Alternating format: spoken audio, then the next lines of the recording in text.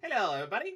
Hope you all are having a lovely day. My name is LevDev, and welcome to the top 10, or technically top 20, we'll explain in a minute, cards from the very fun core set that's legal for 5 years, Magic the Gathering Foundations. Personally, this set actually looks pretty legit. I was able to play it for a few weeks for now, and just fun to just see Magic get back to its core. A lot of really cool card designs, including a lot of really good reprints in this set.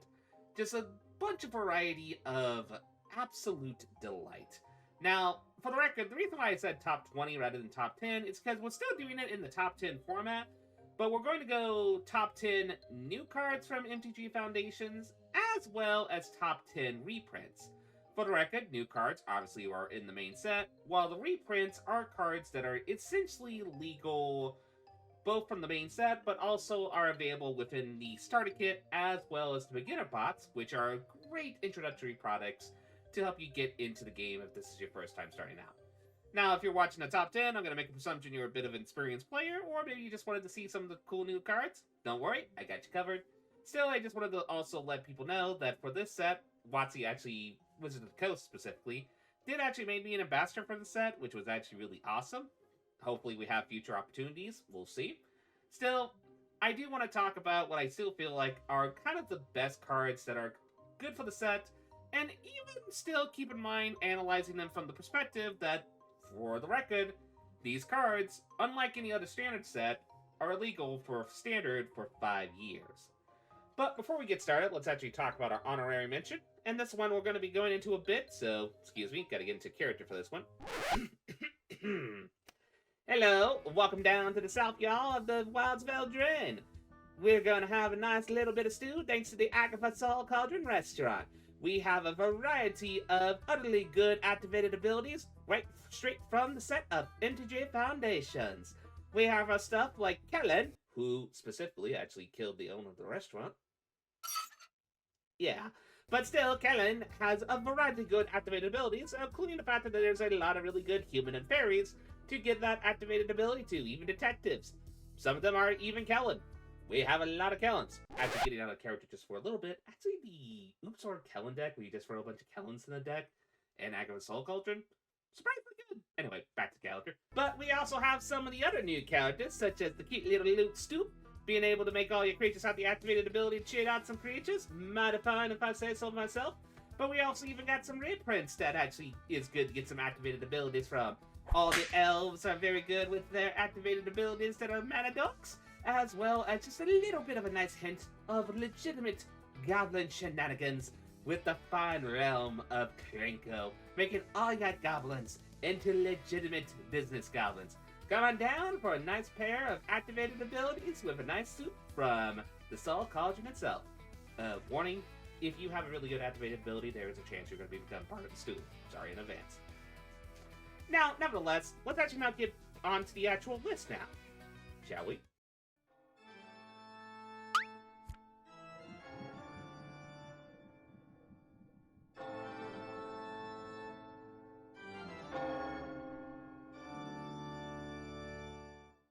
Number 10. Number 10 on this list. Now, we're actually going to stick to Agatha Soul Cauldron shenanigans, and there is one person who escaped from the restaurant from being in the honorary mentions that actually is a great reprint that is actually in the top 10. So my top 10 reprint of the set has to be, without a doubt, Arcanus the Omnipotent. Now, this card doesn't look like much. It looks very heavily costed and such, but it has a ridiculously tempting activated ability, which is not the bounce ability, but of course the tap it and you draw 3 cards, aka Ancestral Recall. This is an ability that once we throw it in Agatha Soul Cauldron, right over here, throw yourself in the stew, it actually makes all your creatures counters be able to essentially cast Ancestral Recall, drawing 3 cards. Ridiculously absurd ability. There's just going to be a lot of variety of shenanigans, and I have to admit, as well as doing the honorary mention in this top 10 on the reprint set, there's a lot of really tempting cards with activated abilities in the set. Like, just look at the whole set, you know what I mean. But we're actually now going to get to the top 10 new card of the set, which for me, this one has to go with the Soulstone Sanctuary. This one's kind of like the boring pick, but it's kind of pretty simple on this one. This is a man land that can be any creature type that you can activate late game to become a creature land and such. Now, keep in mind, Unlike other man lands, this one does stay permanent into a creature, but if you're playing the respective kindred deck archetypes, you'll probably like the fact that you have another goblin, fairy, dinosaur, you know what I'm saying, essentially. So it's nice to have essentially one of those creatures as a man land when you need it in a pinch, which is very nice. But simply put, there is the argument of this between Crawling Barrens, since that did technically got reprinted thanks to the starter kit. And I think it depends on your archetype. If you're playing like a control deck, I think you want to stick to the Crawling Barrens personally, because being able to consistently upgrade it to make it bigger, also just throw counters on it and not make it a creature when you're worried about removal, and then inevitably just swing in for the lethal. I think you do Crawling Barrens, but personally, Soulstone Sanctuary, I think if you're playing any mid-range Kindred-based brew deck designs, I think it's something you want to consider if you're not going whole heavy on the multicolor shenanigans and can justify a colorless land within your deck design. There is also the argument that technically we do have the whole Restless Land cycle, still technically from Eldraine, as well as the other set that had the Restless Land cycle. Was it all Eldraine? I think there was one other... Oh yeah, Caverns of Ixalan. There we go. But yeah, technically you're going to have to argue with what creature lands you're going to be playing, but nevertheless, I think all of them are pretty good. But we do have to talk about the new one that came around the block, and that has to be Soulstone Sanctuary. Moving on to the next one. Bada bip, bada boop. Number 9. Next on the list, we'll go with the reprint, and this one is just kind of like a really cool reprint that I'm kind of surprised came into Standard, and that has to be Extravagant Duplication. A very cool late game enchantment that essentially, as long as you can keep with the upkeep triggers, can make a token copy of anything on the board you want to copy. So that's pretty cool. It's also neat because this is also in the set that we have Doubling Season, so you can do Extravagant Duplication Doubling Season shenanigans, which is kind of absolutely hilarious. But most importantly, you can also make a copy of the new card that's also on the number 9th on this list, and that is Twin Flame Tyrant. It doubles the damage, and essentially, when you make a copy of it with Extravagant Duplication, you double the damage. So, but Twin Flame Tyrant itself is just a ridiculously good card. Just a dragon that doubles your damage. Very good ability in general. Having it on a creature is very nice since you can reanimate it or clone it, as we stated before. It's just a really good card in general. Like, definitely for Commander. I could even see some Standard decks trying the card out. It's kind of hard because we're in that Standard where there's a lot of good creature pool stuff. And most people are going to do the Calamity / the Terror of the Peaks combo. But it's a dragon, and we are going to go to a dragon set soon, aka the Dragon Storm, aka the Return to Khans of Tarkir land. So it is good to keep in mind that we have a dragon that doubles your damage. And also can copy it with Extravagant Duplication. Number 8 on this list, and this one's going to be kind of my combo part of the list, essentially, because we're going to talk about a card that I think combos well with Reanimator. And, well, there is the highlight combo card of the set, but we'll talk about that in a minute. First of all, we'll go with the old card. This card is called Violent Tumor. This was originally actually a Modern Horizons card, but now actually is in Standard for the first time, thanks to the Starter Collection. This card is kind of absurd. Putting Entomb on a 2-free body, even for 4 mana, is kind of absurd. Especially when you consider the factor that you can flicker it, so you gotta keep that in mind. But yeah, this is a ridiculously absurd card. It has the potential for some potentially combo shenanigans in reanimated decks, and safe to say we have a lot of good 5 mana and even 4 mana, wink wink, nod nod, reanimated spells that are in Standard. One we're going to be talking about pretty shortly, actually 2 reanimator-like spells later on the list, but still, I wanted to find a spot to put this card because it's just a good enabler for those Reanimator decks, so don't forget, Violent Tumors in Standard. This is a very good card. Don't sleep on it. And then, nevertheless, I also want to talk about the new card, the one that is kind of the highlight of the show, the one that everybody's talking about, which is, of course, Bloodthirsty Conqueror. Which, in this case, it is, as many people have already stated, it is exquisite blood on a body. It even says so in the flavor text. It's just a cute little nod, essentially. Exquisite blood. You know, haha, weak, not. But of course, really, the reason why this card is silly is because technically the reason everybody knows this combo, whoever played Magic in a while, the Exquisite Blood / Sanguine Bond combo. And a lot of people, including myself, I noticed essentially once this card got revealed at MagicCon Las Vegas, I was like, wait a minute, don't we have technically a Sanguine Bond in Standard thanks to Deathsworn? Like a little cute little snake. And we do, thanks to Enduring Tenacity. I knew that card was going to be relevant. But what's also surprising is this card not only combos with that, it actually combos with 2 other creatures, one of them that's already in the set as a common, and one that's also another common from Bloomborough. One that's a vampire, and one that's just a cute little bat cleric. So, turns out, just the Exquisite Blood trigger, when you have a card that essentially says whenever you gain life, an opponent will lose 1 life, still triggers the combo pretty well, it seems. So we have been seeing variations of that combo deck on the ladder. I'm not saying it's not the best deck in the world, but it's still pretty strong. Though I think once people get away from just doing the combo shenanigans, no, people will not get away with it. People will still constantly do the combo shenanigans. I do think this card is also just a good card by itself. It's just a free 5 flyer with Death Touch that essentially, if you're playing a mid-range aggro deck, or even just a mid-range deck that has aggressive board presence, I think this card is just perfectly great because it does actually, thanks to when you have to make your opponent lose life, you do gain your life back. So, like, I imagine, like, let's say a Rakdos Urbrat's Forge deck might even play this, because you play the Vampire, your Urbrat's Forge goes and tries to attack for 6 damage, 6 trample damage, you gain 6 life back, that's actually good recuperation for what you invested into it. So, yeah, I do think the Vampire, of course everybody's going to do the combo with the card, because, I mean, for Pete's sakes, it's right there. People like doing combos. But I do think there are going to be some decks that actually will just play the card by itself, honestly, just because it's just a generally good card. Though they will still try to sneak the combo into it, if I'm being honest. And nevertheless, that's why both of those cards are my number 8th card on the list. Number 7. Number 7 in our reprint slot, this one's pretty simple. It's a very good 1 mana, pretty much static enchantment, which is the Authority of the Consuls. This is a really, really great card in general. It helps you to essentially keep aggro in check, as well as just essentially mostly keep any specific mid-range deck in check by having the creatures enter and tap and you gaining life. If you get multiple of them on the battlefield, that can give you a significant amount of life gain. But also what's nice about this card, the fact that you can now force creatures to enter and tap with this Authority of the Councils, it makes cards like Split Up actually pretty good, because now actually Split Up becomes a little bit less awkward to play, because if your opponent's creature is going to enter and tap, let's say they create a wide board with like a token generation spell, all of them enter tap, which gets you a bunch of life gain. But then, if you still have a creature on the board, you can still split up, choose tapped creatures, because your opponent's creatures are already tapped. Bada bing, bada boom.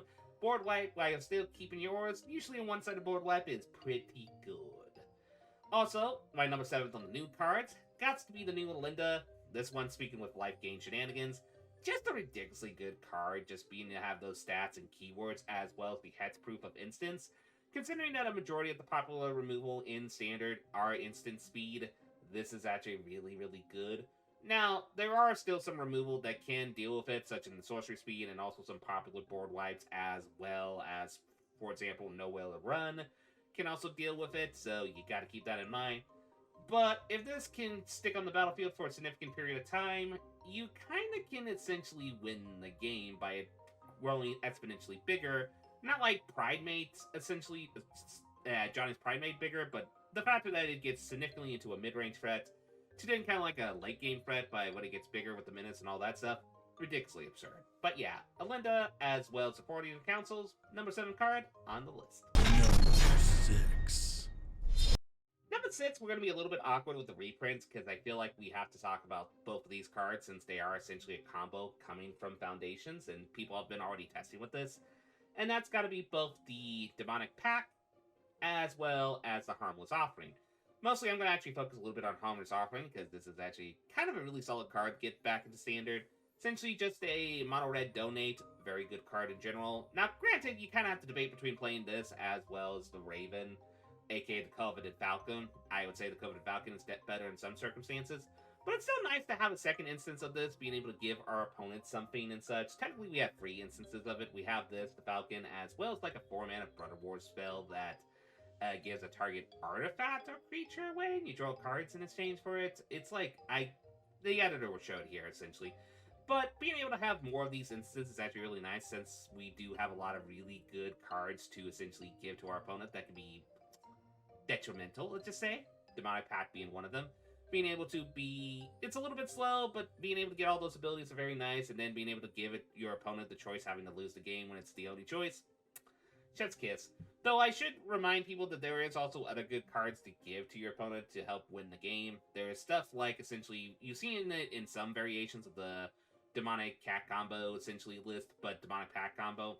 You're seeing Greed's Gambit from Aftermath, which is a very good addition, I would say. Just being able to get those tokens and then giving it to your opponent and such, very sweet. Also, Archfiend of Ifnir is currently a popular very card in mid-range demon lists, and then the factor that once it's at one counter, you can just give it away and then make your opponent automatically lose the game. Very good in general. Now, I wish I could say the number 6 new card is thematic with what we have here, but it's not. But it's still a really good card, and that has to be the Crystal Barricade. Just a really great tech card in general. Being able to give yourself hexproof as well as make your creatures have the ability to avoid getting burned, which we're going to talk about why that's important later in the list, but just a very solid tech card, just a good wall for defense, gives yourself hexproof, and then essentially helps you protect your other creatures from burn damage. Nice, simple, clean, to the point, and those are my number 6 cards on the list. Number 5. Speaking of which, my number 5 on the list, this one can be easily said, it's Burn. We are getting a lot of good burn spells and foundations. Like, we're going to stop with the reprint because this one is the one that is the most hype for a lot of people, and that has to be Boros Charm. Boros Charm is back in Standard for 5 years, which is absolutely absurd. Just a really good burn spell in general, being able to deal 4 damage to your opponent, perfect. As well as just all the other abilities are relevant, giving your creatures indestructible, can help you protect your board wipe, which gives it a heroic intervention, very nice. And then, of course, giving your creature double strike can be a finisher, very good as well, so, mwah. And, of course, we do have to talk about the new burn spell, which has to be Bolt Wave, which, yeah, that's essentially Lava Spike upgraded, since you don't have to target your opponent, which makes it that it actually is not countered against a Crystal Barricade, so you can still deal free damage to each opponent, which is kind of nuts. Like, I guess technically Lava Spike you can debate is a teeny bit better, since you can technically target a Planeswalker with it, since it has that weird... Okay, Magic had a weird ruling where technically a player was considered a Planeswalker and such, blah, blah, blah, blah, blah. That's a whole nother video. But still, just being able to have 1 mana deal free damage to your opponent without having to worry about it being negated by a hexproof ability, very nice. And Burn has already been a pretty solid archetype, and I think a lot of people are having fun with it. Oh, a lot of people are having fun with Boros Burn. So yeah, and that's why, as I can summarize it, Burn is my number 5 cards on the list. Boros Charm, as well as Bolt Wave. Number 4. Number 4 on this list, and we have to talk about the reprint that is very spooky for a specific reason. We gotta talk about Omniscience. Now, Omniscience is a ridiculously powerful enchantment that's coming back to Standard Aids and Foundations. Being able to cast your spells for free from your hand is a ridiculously absurd ability. Now, granted, you would think due to the cost it would not be that scary for Standard. The catch-22 is, well, there is actually a lot of really good ways to cheat this card out by, say, turn 3, turn 4 in Standard. I'm not joking. There's stuff like Kona, which essentially allows you, if you can tap Kona down and such, to get the Survivor trigger, can cheat out Omniscience. There is also the aspect of you being able to manifest Dread from Dustmourn to Dustmourn Dread a Omniscience and then flicker it to cheat it out. There's even some, if you don't mind doing it by turn 5, there's actually some really good reanimation spells that reanimate enchantments and such if you found a way to throw it into the graveyard. So there's a lot of ways that this is going to get out a lot earlier than you would usually suspect. And one of those spells that you can actually cheat out with Omniscience, which is one of the new cards that's on the number 4 spot, Coma, World's Coil. Just, this is a ridiculously absurd card if you can cheat it out. We're already seeing this actually seen play in, out of all places, Rakdos Reanimator, just because the ability to get this out thanks to... Well, we'll talk about why in the next spot on the list, but being able to cheat this out, essentially, for as early as turn 4 or turn 5, and then it having Ward 4 is absurd. All those keyword abilities are absurd. The fact that if you can deal combat damage, you get 4 Coma Coils, which I will say, there is one benefit of having this Coma back into Standard thanks to Foundations. we get more Coma Coil tokens, which I don't know if you don't know, due to the fact of the popularity of the original Coma from Kaldheim in Standard, essentially as a popular commander card, coils were ridiculously expensive. So the fact that now we have this essentially new take on Coma, we get more Coma Coil tokens, which makes the price for it go down a little bit, which is actually very nice, personally. But still, a ridiculously scary threat. So yeah, number 4, pretty much 2 cards you're going to cheat out with some pretty nifty ways, and their effect on the battlefield cannot be underestimated. No, seriously, they cannot.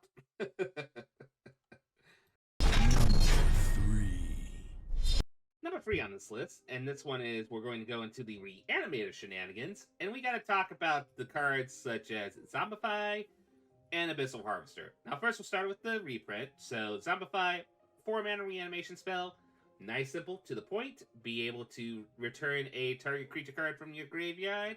Nice, you can splash it easily. It is, technically we do have a 4-mana variant still in Standard, thanks to Dustmourne. That's the Orzhov variant with flashback. But, right at the mob specifically. But the catch-22 with that one is, it is very mana intensive, so Zombify is actually a lot better since you only have to need 1 black pip to be able to cast a spell. That's going to be very good in non-Orzhov reanimator decks, like Rakdos Reanimator, for example. That's very good. Just being able to turn 4 Coma, ridiculously absurd. Or Valgafoth, or Atari, or Tratza, or pretty much any card that is a late-game, stompy big-game creature gets reanimated easily pretty with Zombify. As well as the new card, which is Abyssal Harvester. Now, this one has a little bit of a trick with this one, being able to essentially exile a creature card from your graveyard and make a nightmare copy of it, as well as exiling all your other nightmares. Now, honestly, the reason why they did this is so you don't do, like, Intruder Alarm combo shenanigans, specifically. Though, technically, there is not actually... Can you do something with Intruder Alarm with this? Probably not. Maybe with, like, Impact Tremors or something. But still, that's besides the point. Still, this one is very nifty because, like Reanimate in the original Reanimate, you can exile a creature card from either your or your opponent's graveyard. So you make them discard their Valgafoth. Very good, especially against mirror matches. If you have this on the battlefield and your opponent has to be very cautious if they discard any creature cards. Very good. Or you can just force the discard with the bunch of discard spells we have in Standard. So, yeah. Number 3 can be pretty much summarized as Reanimate, both Zombify as well as the Abyssal Harvester. Number 2 on this list, and this one is going to be a weird one because there's multiple cards on this list because it can be summarized by one word. Kindred. We have a lot of really good creature matter archetype cards in this set thanks to Foundations. Of course, we have angels, goblins, and essentially elves. So we're going to focus on those 3, even though there's a lot of other ones to keep an eye on. But first, we're actually going to talk about the new card first. So for this one, there is some really good new cards that are for Kindred shenanigans. I do have to talk about the Dropkick Goblin, or even like the Platinum Angel that has Flash. There's a lot of really good ones, though I think I'm going to focus on a colorless option for the new card for the number 2 spot, and that is the Banner of Kinship. This card, I'm not going to lie, kind of surprised me. This is actually kind of like secretly a really good semi-Craterhoof card, semi-not Craterhoof because you don't get trampled, but significantly a ridiculously good buff in Kindred-based decks, especially if you go wide Kindred deck like Elves and Goblins can be. Just get this down and then have at least 2 or more of the creature types. I'd say you would be alright with 3 of them. But 2 to 3, just giving all your creatures a +2 or +3 buff, significantly really good. Don't underestimate that, especially if your Kindred you're playing has any elements of haste. Very good. As for the reprints, where do I start with this one? Okay, let's go with the reprint for Angels. Giada, just a really good 2-mana angel that essentially makes all your other angels into a +1/+1 counters with how many angels are on the battlefield. I mean, heck, you can even say Lila Dawnbringer. If we go to Goblins, I mean, the classic Goblin we're going to talk about is, of course, Crinkle Mob Boss. Technically, it was in the honorary mentions, which is kind of hard to put this on the list, but come on, it's Krenko. Just being able to make multiple Goblin tokens is good. And Elves, I mean, we gotta talk about the traditional, the 1-mana Lenora Elves. Just 1 mana 1 mana, unconditional mana door. Very good. Especially the fact that you can turn 1 this and then turn 3 into Archdruid. Just... Ah!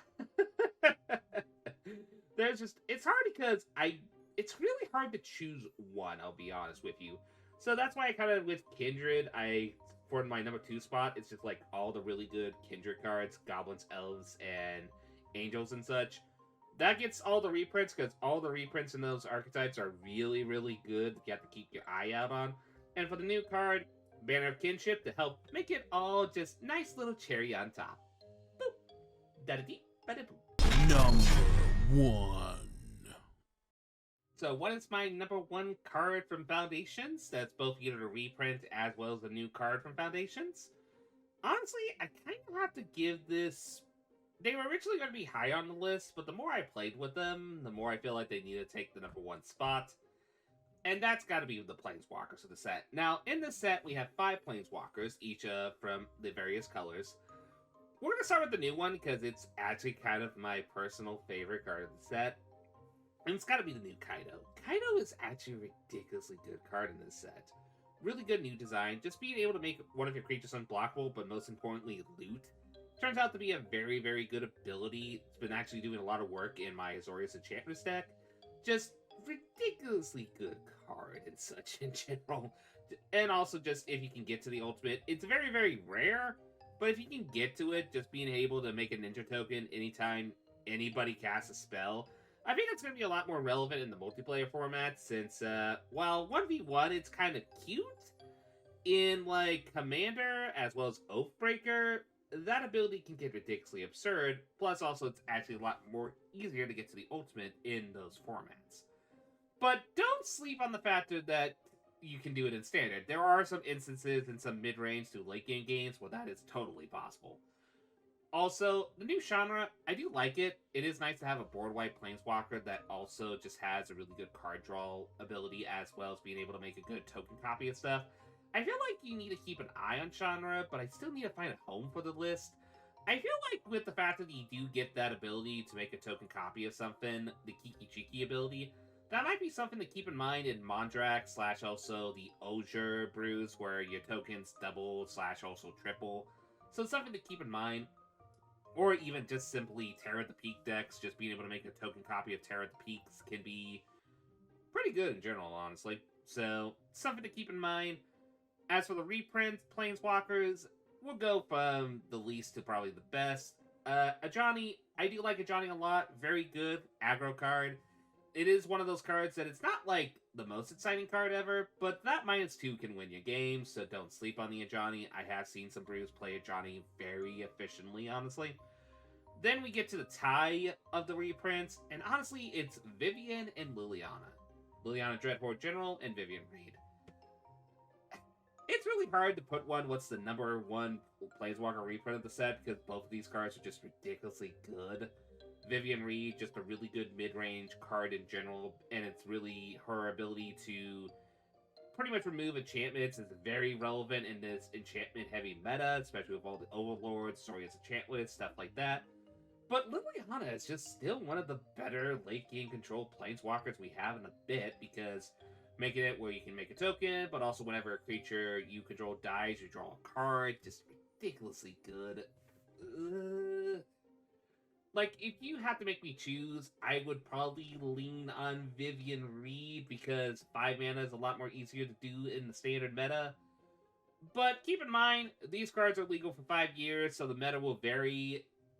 But still, a personal favorite of mine is Liliana, but if you made me to essentially have to choose between one specific reprint Planeswalker, I'd probably have to go with Vivian Reed, because the card draw as well as the removal is very relevant in Standard.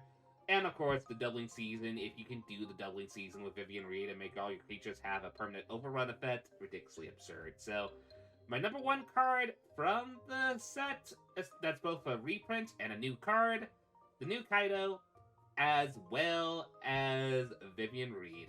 Nice, simple, to the point. And that is my top 10 cards from Magic the Gathering Foundations. What are your personal favorites? Either whether a new card or a reprint, just write it down in the comments below. But Before I go, I do want to send kind of like a good little message for people since we will take a little bit of a break due to the holidays, of course. I'll do some covering on Blue Sky, of course, the spoilers and such if it happens though, but it is going to be a nice little holiday season break. So for those, I hope you all have a happy holiday season. I'll keep most of my coverage stuff on either the Realms of the Blue Sky or the TikTok, but I do actually really like Foundations of a set, if I'm being legit honest with you. I really like the fact that we get all these cool, like, foundational cards to help essentially set, like, a balance stance for Standard and such, and just a lot of cool new tools and new ways to essentially play Standard. And also just be a great introductory product for players. But, one thing I will say, one thing that is the foundation for Magic, it is already in the title, is the Gathering. So, I will say, make sure to focus on your gathering and such with being the foundation of Magic. Make sure to care for them. Make sure to be able to help them. Maybe help your community help build a deck, or maybe even just to loan out a card to help them play Standard and such. Maybe even land them a Standard deck, or even help them out when they are in trouble. And I feel like for some members of the community, they are going to have some trials in the future due to things we're not going to talk about here, but I think many people who know where I live can probably guess what that is, but nevertheless, I just want to send out there and just be like, we all care for you, and for your community, care for one another, and that is one of the foundational themes you want to get to and such. Okay, this is like a little corny, but just care for one another, and make a solid foundation to make Magic the perfect gathering. Hope you all have a good day. As they say, hip hip hooray.